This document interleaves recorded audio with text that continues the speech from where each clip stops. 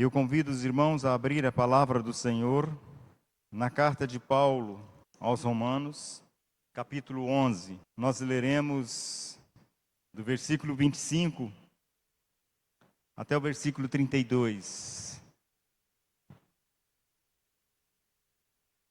Eu trago como título nesta noite aos irmãos: Deus salvará o seu povo. Deus salvará o seu povo. Vamos à palavra de Deus neste momento. Antes, porém, abaixe sua cabeça e vamos ter mais uma palavra de oração. Querido Deus, eu de mim mesmo nada tenho a oferecer, ó Deus. Mas eu sei que do alto trono da tua graça, a tua igreja pode receber muito, ó Pai querido. Por isso coloco-me como instrumento do Senhor nesta hora. Eu que já recebi a oração do teu servo Ivanês, agora eu oro pela tua igreja, ó Deus, para que a tua igreja possa receber, ó Pai querido, a palavra do Senhor. E que cada palavra do Senhor possa ficar gravada não apenas na mente, mas também no coração de cada irmão nesta noite, que irá ouvir a palavra do Senhor. Derrama, Senhor, neste momento sobre a vida da tua igreja, a tua unção. Que a unção da palavra que flui, ó Deus, no nosso meio, possa estar agora, ó Deus da glória, sobre a mente e o coração de cada um dos irmãos. E nós os abençoamos neste momento para receber a palavra do Senhor, ó Pai querido, em nome de Jesus. Amém? Assim diz a palavra do Senhor, meus irmãos. Porque não quero, irmãos, que ignoreis este mistério, para que não sejais presumidos em vós mesmos, que veio o endurecimento em parte a Israel, até que haja entrado a plenitude dos gentios. E assim todo Israel será salvo, como está escrito: virá de Sião o libertador, e ele apartará de Jacó as impiedades. Esta é a minha aliança com eles, quando eu tirar os seus pecados. Quanto ao Evangelho, são eles inimigos por vossa causa. Quanto, porém, à eleição, amados por causa dos patriarcas. Porque os dons e a vocação de Deus são irrevogáveis. Porque assim como vós também outrora fostes desobedientes a Deus, mas agora alcançastes misericórdia à vista da desobediência deles, assim também estes agora foram desobedientes, para que igualmente eles alcancem misericórdia à vista da que vos foi concedida. Porque Deus a todos encerrou na desobediência, a fim de usar de misericórdia para com todos. Amém? Glória a Deus, glória a Deus. Amém? Deus salvará o seu povo, e não poderia ser diferente. E a título de introdução, eu gostaria de estar trazendo aos irmãos nesta noite duas afirmações imprescindíveis para a nossa compreensão a respeito deste texto. E a primeira afirmação que eu trago aos irmãos é que o apóstolo Paulo, na verdade, continua na sua tentativa de mostrar aos judeus domiciliados, residentes em Roma, que a rejeição deles não é final, mas é, na verdade, uma oportunidade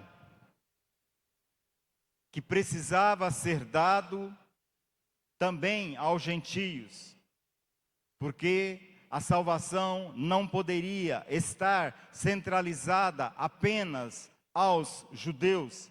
E o apóstolo Paulo agora vem querer mostrar isso de forma clara aos judeus residentes em Roma. Que a salvação não pode ficar centralizada neles, porque a descendência de Abraão, e o apóstolo Paulo vem batendo na carta dele aos Romanos, ele vem batendo nisso muito fortemente, para mostrar que a verdadeira descendência de Abraão não é a descendência sanguínea.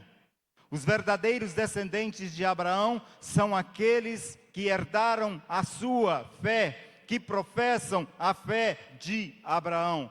Por isso, o apóstolo agora vem mostrar a Israel, mostrar aos judeus que a sua rejeição não é final, porque uma oportunidade precisava ser dada também aos gentios, porque isso já era um projeto de Deus para a sua igreja, pois o maior projeto de Deus é com o Israel espiritual, e o Israel espiritual é a igreja de Jesus Cristo. É a igreja de Jesus. Por isso Cristo ali na cruz trouxe reconciliação ao mundo, dando inclusive oportunidade de salvação a todos.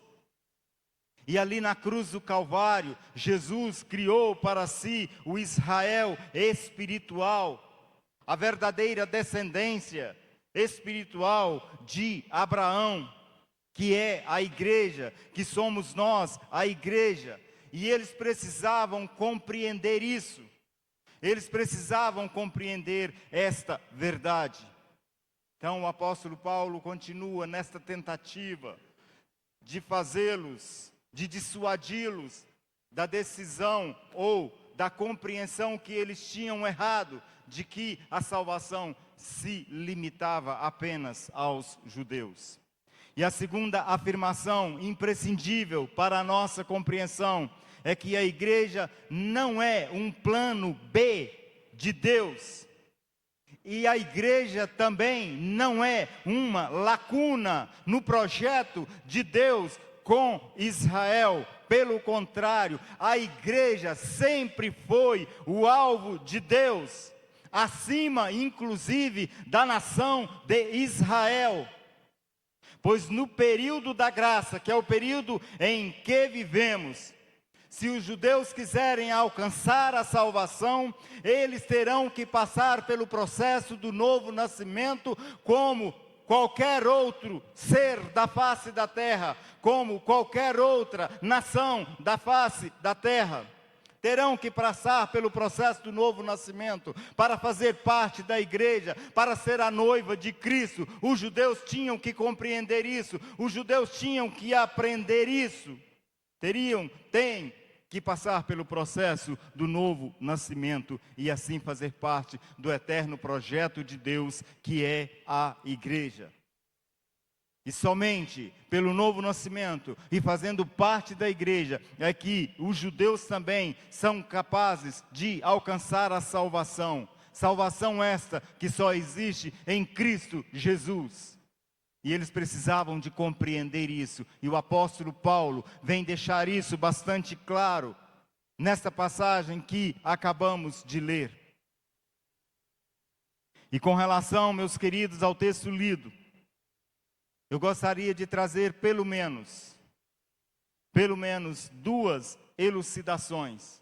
Elucidações essas que são necessárias para que compreendamos exatamente o que o apóstolo Paulo quis escrever aos romanos, quis escrever aos judeus que estavam em Roma. E a primeira elucidação é a expressão usada pelo apóstolo Paulo no versículo 25. O versículo 25, que é de extrema importância para a nossa compreensão, diz assim: porque não quero, irmãos, que ignoreis este mistério, para que não sejais presunçosos em vós mesmos, que veio o endurecimento em parte a Israel, até que haja entrado à plenitude dos gentios. E aqui eu trago aos irmãos 3 perguntas que são dignas de resposta. E a primeira pergunta que eu trago aos irmãos nesta noite é: de que mistério Paulo está falando? Aí, no versículo 25, que mistério é este? O mistério aqui, meus queridos, é algo que estava previamente escondido e que agora é revelado, porque chegou o momento de ser revelado, chegou o momento da plenitude da salvação, não apenas dos judeus, mas de todos, também de todos os gentios. A salvação precisava alcançar todos os povos, tribos, línguas e nações. E esta é, na verdade, o mistério. Este é, na verdade, o mistério. Ou seja, o apóstolo Paulo percebeu o método de Deus trabalhar tanto com os judeus quanto com os gentios. Porque a rejeição de Israel redundou em salvação dos gentios. E como muito bem explanou a pastora Carla semana passada, e a salvação dos gentios levou o ciúme dos judeus. E interessante que o ciúme ali não é um ciúme de forma negativa, é um ciúme positivo, porque ali o apóstolo Paulo estava querendo dizer o seguinte: à medida que os gentios se dobravam diante do Senhor, isso ia provocando ciúme nos judeus, para que eles também pudessem se dobrar diante do Senhor Jesus Cristo. Amém? É exatamente o que está no versículo 11. Pergunto, pois, do capítulo 11. Pergunto, pois, porventura tropeçaram para que caíssem? De modo nenhum, mas pela sua transgressão veio a salvação aos gentios para pô-los em ciúme. Para pô-los em ciúmes. Em suma, é uma verdade, este mistério é uma verdade oculta que foi revelado a Paulo, mostrando que a salvação em Cristo Jesus foi dada tanto a judeus quanto a gentios, a fim de que ambos os povos, a fim de que todos os povos, e não apenas os judeus, mas todos os povos, formassem então o corpo de Cristo, que é a igreja. E os judeus, eles precisavam entender isso. E até hoje, se eles não entenderem isso, eles continuarão no seu pecado e não encontrarão salvação. A igreja é o corpo de Cristo. E a igreja é este mistério de que o apóstolo Paulo está falando.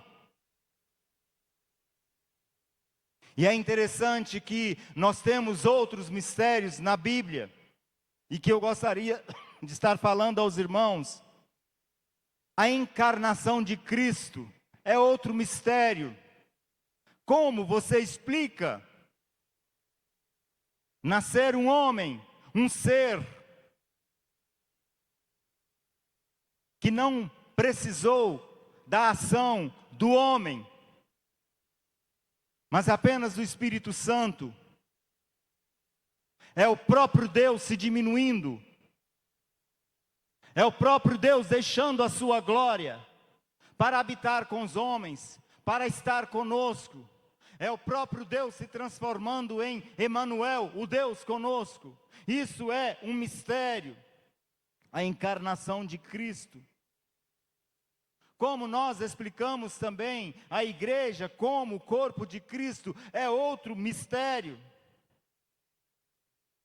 A morada de Cristo no cristão, em cada um de nós, como nós explicamos isso para as pessoas?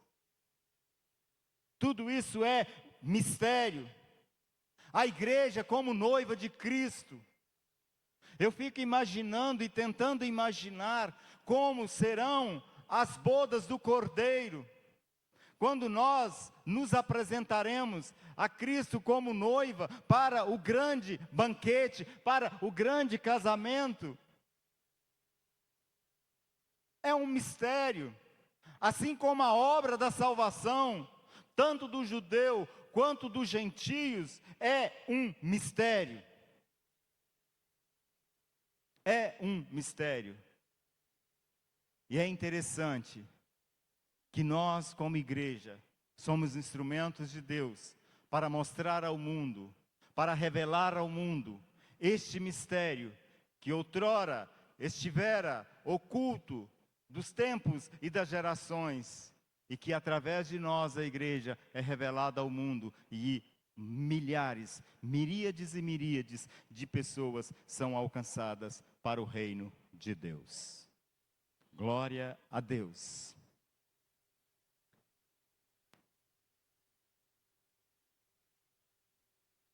Uma outra pergunta que merece também uma resposta, e eu trago neste momento aos irmãos, é o que significa esse endurecimento em parte a Israel, que está aí no versículo 25. Se você for olhar para o versículo 25,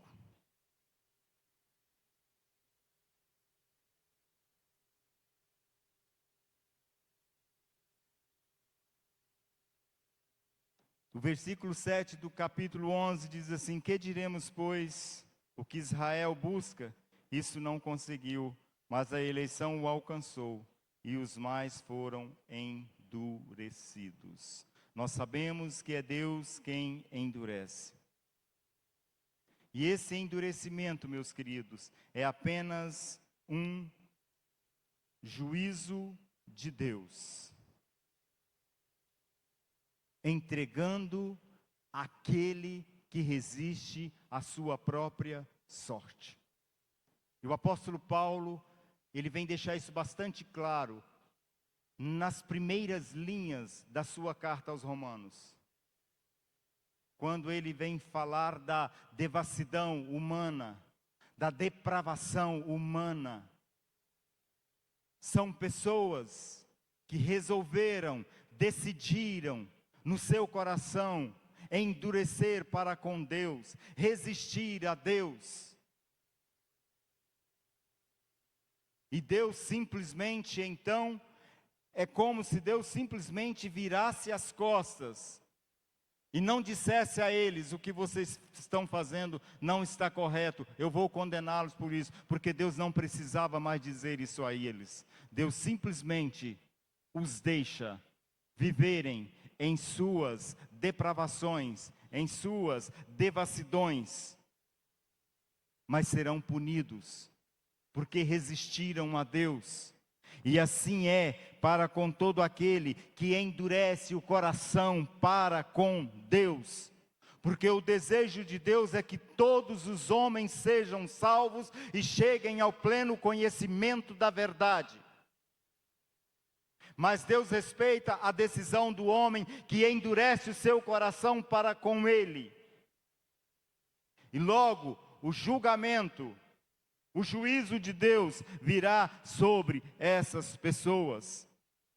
A essas pessoas insensíveis que endurecem o seu coração. É como o véu que permanecia sobre a mente e sobre o coração. Aquelas escamas que estavam sobre os olhos do apóstolo Paulo e que caíram quando ele teve um encontro pessoal com o Senhor. Mas Paulo diz aqui, meus queridos, que esse endurecimento, e no caso aqui de Israel, dos judeus, não é um endurecimento total, mas é um endurecimento parcial. Não é um endurecimento final, é um endurecimento temporário. E numa visão bem dispensacionalista, como diz o texto aí, durará pelo menos até o tempo dos gentios. Durará pelo menos até o tempo dos gentios.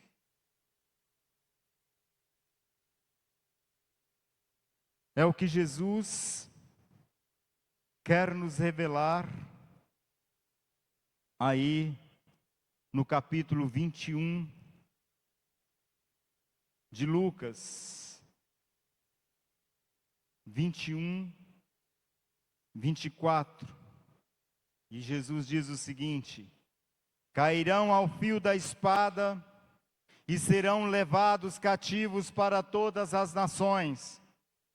E até que os tempos dos gentios se completem, Jerusalém será pisada por eles. Jerusalém será pisada por eles.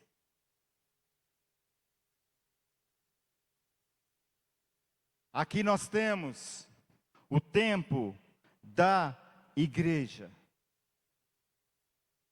que enquanto existir a igreja, até que o último salvo seja alcançado para fazer parte da igreja, Jesus diz que Jerusalém será pisada pelos gentios. E nós sabemos que os judeus, no ano 70 da nossa era, no ano 70, foram espalhados por todo o mundo. Apesar de que a partir de 1930, os judeus começaram a voltar para o seu país de origem, até que num dia, aquele país foi novamente declarado nação. E isso começou em 1930, e até hoje, judeus brasileiros, judeus japoneses, judeus de toda parte da terra, estão voltando para a sua terra. Mas até que se complete o tempo dos gentios, a palavra de Deus nos diz que Jerusalém será pisada por eles, será pisada pelos gentios. Quando completar o tempo da igreja, então tudo irá mudar. E em terceiro, e uma outra pergunta que merece uma resposta também, é exatamente o que significa então essa plenitude dos gentios, que está aí no versículo 25. Essa plenitude dos gentios, como eu já iniciei aos irmãos, ela deve ser entendida em termos escatológicos. Deve ser entendida assim em termos escatológicos. Enquanto não completar o número dos salvos, o tempo dos gentios não acabou. Porque nós estamos vivendo na dispensação da graça. E enquanto perdurar esta dispensação, esta forma de Deus tratar com a humanidade, enquanto durar esta forma de Deus tratar com a humanidade, Jerusalém será pisada pelos gentios. Nós podemos dizer que nós estamos vivendo a plenitude dos gentios. Então, quando chegar o fim dessa dispensação, Deus então terá uma outra forma de trabalhar, e que eu trarei aos irmãos.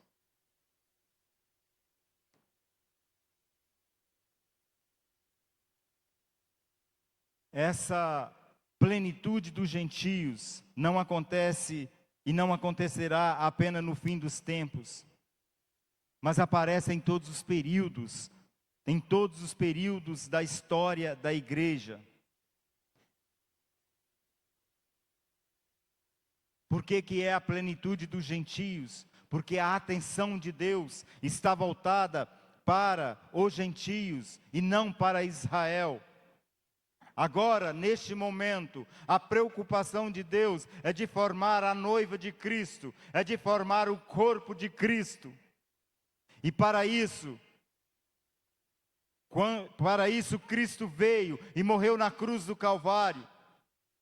E quando Cristo subiu, Ele mandou para nós o Paráclito, Ele mandou para nós o Espírito Santo, que é quem nos auxilia no nosso dia a dia para fazermos parte da igreja de Jesus Cristo. A atenção de Deus está totalmente na vida da igreja. A atenção de Deus está totalmente no Israel espiritual de Deus, que é a igreja. E a nação que hoje aí existe, e que são genuinamente judeus, só farão parte da igreja se passarem pelo mesmo processo que cada um de nós passamos, que é o novo nascimento. Mas se endurecerem, experimentarão o juízo de Deus. Se endurecerem, experimentarão o juízo de Deus. E uma outra elucidação que eu trago aos irmãos é a afirmação de Paulo que Israel será enxertada na sua própria oliveira, que é a mensagem anterior pregada pela pastora Carla. Mas agora o apóstolo vem afirmar que todo o Israel será salvo. Todo o Israel será salvo. E isso a gente vê a partir do versículo 26. E aqui eu gostaria de trazer também alguns esclarecimentos aos irmãos. Primeiro, o que Paulo quer dizer quando afirma que todo Israel será salvo? De que Israel exatamente o apóstolo Paulo está falando? Aqui, meus queridos, não tem como entender de outra forma. Paulo aqui está falando do Israel espiritual. Aqui o apóstolo Paulo está falando da igreja. E aqui ele vem afirmar de forma categórica: a igreja que é formada por judeus e por gentios. Por judeus e por gentios. E com isso, todos os estudiosos da Bíblia concordam plenamente. A igreja constituída de judeus e de gentios. O problema que surge é que em Romanos, o apóstolo Paulo, quando vem falar de Israel, ele vem falar do Israel como nação, o Israel étnico, o Israel nacional. Mas ele também bate de forma muito contundente de que ali não se refere apenas ao Israel étnico, ao Israel nacional, mas também Paulo se refere muitas vezes, e é isso que o apóstolo Paulo quer trazer aos judeus residentes em Roma, que é a igreja, é o Israel espiritual, a igreja.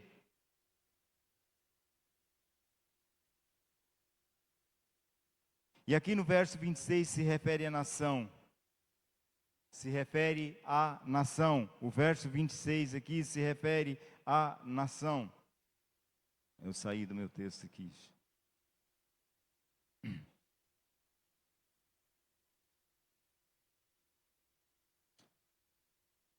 Verso 26, e assim todo Israel será salvo, como está escrito: virá de Sião o libertador, e ele apartará de Jacó as suas impiedades. Apartará de Jacó as suas impiedades. Aqui, meus amados, no versículo 26, o apóstolo Paulo está se referindo à nação de Israel mesmo. Mas a palavra todo aqui não nos autoriza a concluirmos que cada judeu individualmente será salvo. Mas aqui ele se refere à nação de Israel como um grupo eleito. Se refere à nação de Israel como descendentes sanguíneos de Abraão. Escolhidos por Deus em Abraão. Não é que todo judeu individualmente será salvo, não. Porque só será salvo se passarem pelo processo do novo nascimento. Mas aqui o apóstolo Paulo está falando do Israel como nação, do Israel étnico, do Israel nacional. E em segundo lugar, o que Paulo quer dizer ao afirmar que os judeus são inimigos do Evangelho? São inimigos do Evangelho, mas eleitos pela eleição, como está aí no versículo 28. Quanto ao Evangelho, são eles inimigos por vossa causa. Quanto, porém, à eleição, amados por causa dos patriarcas. Amados por causa dos patriarcas. Vejam que aqui nós temos esse paradoxo. Eles são inimigos e ao mesmo tempo são amados. Ou seja, os judeus ao mesmo tempo objeto do amor de Deus, mas também objetos da ira de Deus. Mas deixamos claro que a exclusão de Israel, ela não é definitiva. A exclusão de Israel não é definitiva, porque Deus ainda restaurará esta nação. E aqui, numa visão bastante dispensacionalista, nós estamos vivendo o período da graça.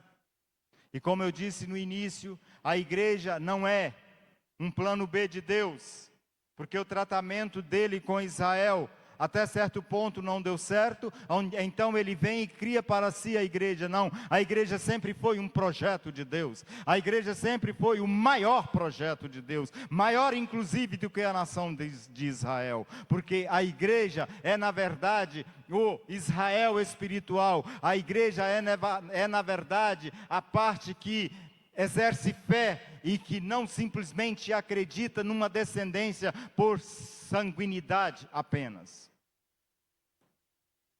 E nós sabemos que Jesus voltará para buscar a sua igreja, voltará para nos buscar como igreja. E enquanto nós estivermos no céu, participando da grande festa, do grande banquete, como noiva de Cristo, o planeta estará passando por um momento terrível, de grande tribulação. Não queira ficar para este período. Por isso, santifique-se cada vez mais para fazer parte desta igreja. Até que cheguemos ao momento do Armagedon, uma batalha para a implantação do milênio, em que Cristo voltará e estabelecerá o seu governo através de Jerusalém para restaurar este planeta, para que lá na frente nós possamos conhecer o novo céu e a nova terra que o Apocalipse nos mostra, para ser a nossa morada por toda a eternidade. Ali não haverá choro,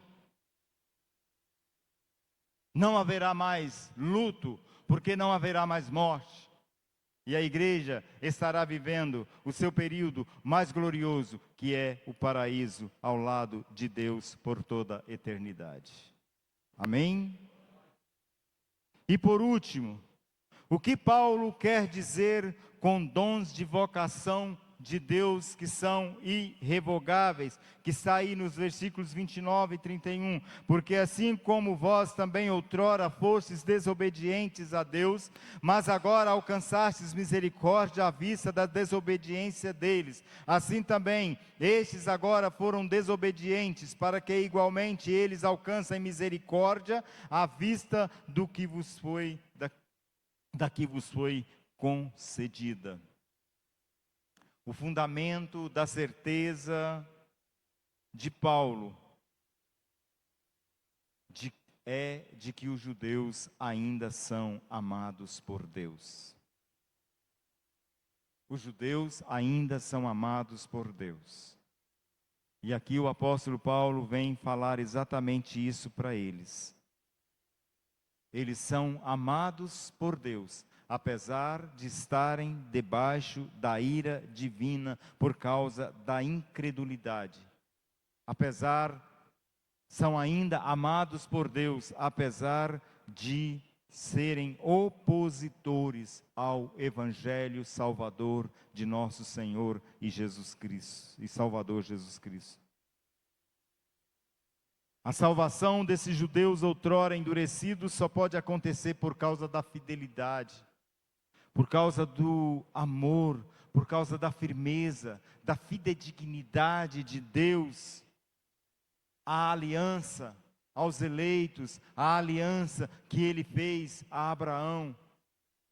Por isso Deus não deixa esse povo de lado e nunca deixará. Pelo contrário, nós precisamos aprender a olhar para Israel como o relógio do mundo. Tudo o que acontece àquela nação, nós temos que ficar alerta, nós temos que ficar bem alerta, porque pode ser que já estejamos vivendo o tempo do fim. E é exatamente por isso que nós, como igreja, precisamos estar apercebidos, para que aquele dia não nos apanhe de surpresa. Porque não é objetivo de Deus, apesar de que virá como ladrão, mas não é objetivo de Deus te apanhar de surpresa. Não, pelo contrário, aquele que realmente mantém a sua lamparina acesa, aquele que realmente mantém óleo na sua lamparina, ele será avisado com antecedência pelo Espírito Santo que o momento está chegando, a hora está chegando.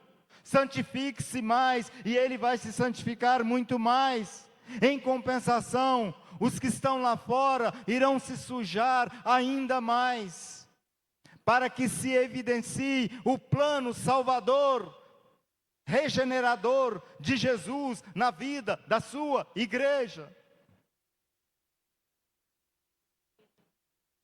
Por isso, igreja, santifique-se, porque eu acredito, já estamos vivendo o tempo do fim.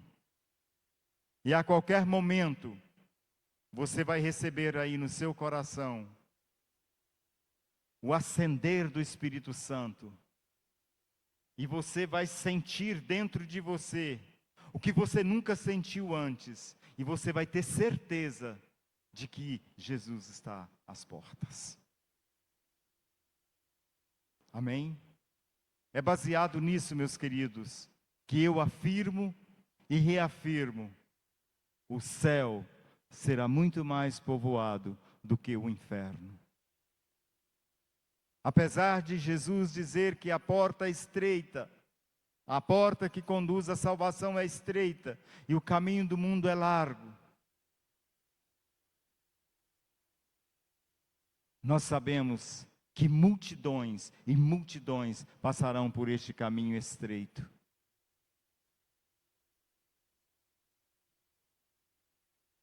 O inferno terá a sua povoação, mas não será nem sequer a metade do que haverá no céu. Amém? Por isso, meus amados, é difícil demais de ir para o inferno. Só vai para lá quem quer realmente. Porque a obra da salvação, a obra da cruz, está diante de todos nós. Basta querermos. Amém? Glória a Deus.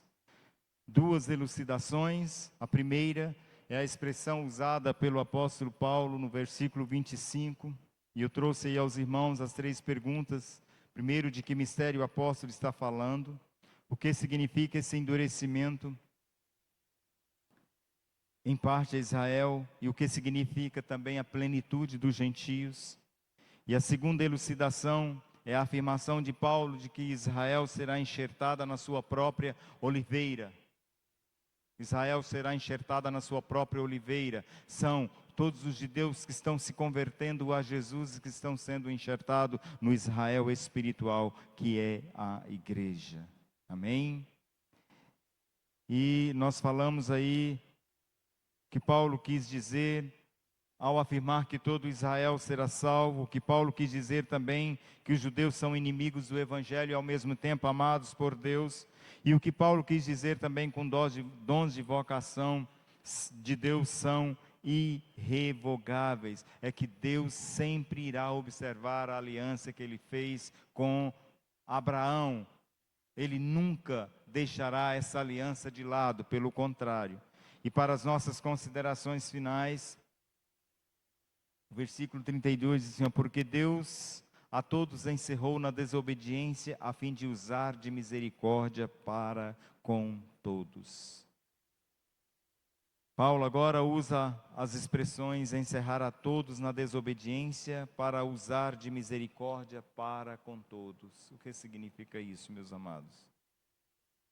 A desobediência que é comparada, em primeiro lugar, a uma prisão, na qual Deus encerrou todos os seres humanos, a fim de que eles não tenham possibilidade de escape, a não ser a misericórdia, a não ser que a misericórdia de Deus os liberte.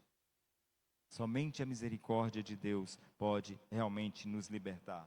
Misericórdia essa que está centrada em Cristo Jesus, que nunca se desvincula, nunca poderá se desvincular da obra de Cristo na cruz do Calvário. Em segundo lugar, em Romanos, o objetivo de Paulo sempre foi provar que não há distinção entre judeus e gentios no que concerne ao pecado e também à salvação. Não há distinção. Deus trata tanto judeus quanto gentios, quanto ao pecado e quanto à salvação, hoje, na dispensação da graça, da mesma forma. E por último, assim como eles participaram da mesma prisão em virtude da sua desobediência, também agora estarão juntos para desfrutar da liberdade, da misericórdia de Deus. Misericórdia sobre todos, sem distinção, porém não sem exceção, porque ficam fora os que não nascem de novo. E aí, quer seja gentio, quer seja judeu, se não nascer de novo, estão fora. Esta é a realidade de Deus para a vida tanto dos judeus quanto dos gentios. Esta é a realidade de Deus para a sua igreja. Amém?